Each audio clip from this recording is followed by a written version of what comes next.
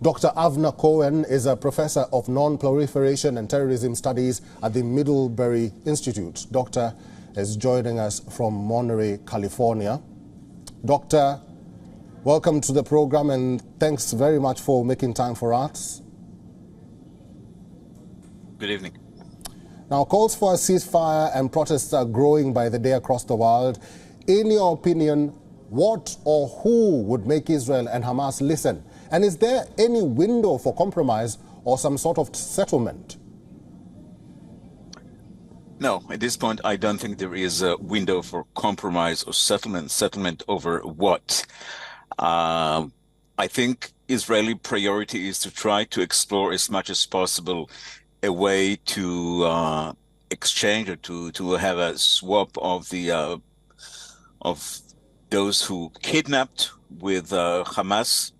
I think there is a great deal of readiness Israel to pay as much as possible, but not without limitations. But this would not intervene in the Israeli determination to inflict a great deal of damage, essentially to eradicate over time the military capability of the Hamas. So from the Israeli perspective, there is no any point or this time of settlement or compromise. There is a way, practical way to look for finding some kind of window or some kind of pause to exchange prisoners, to exchange those who are kidnapped and captured.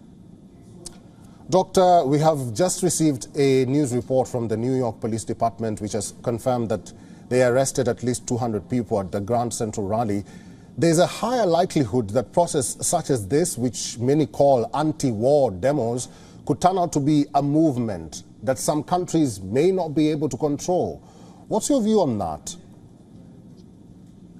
I do not think it would go into that kind of magnitude.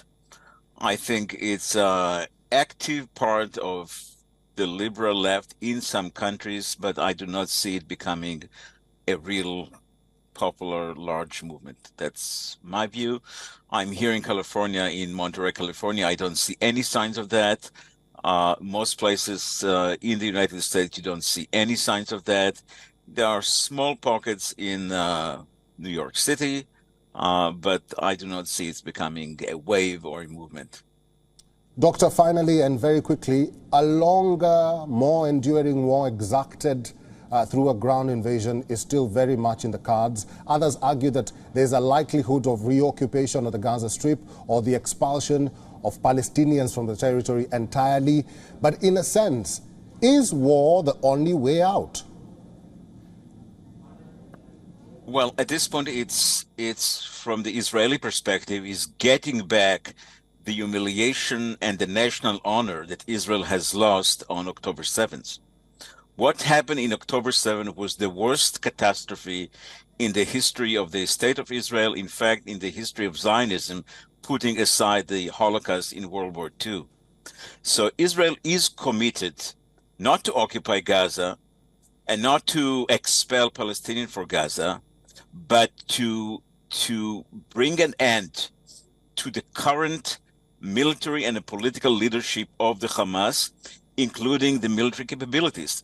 And Israel is committed to that, and it may take time, but it will do it. Professor Avner Cohen, thank you very much for all your insights and for talking to us today. Thank you. My pleasure. WION is now available in your country. Download the app now and get all the news on the move.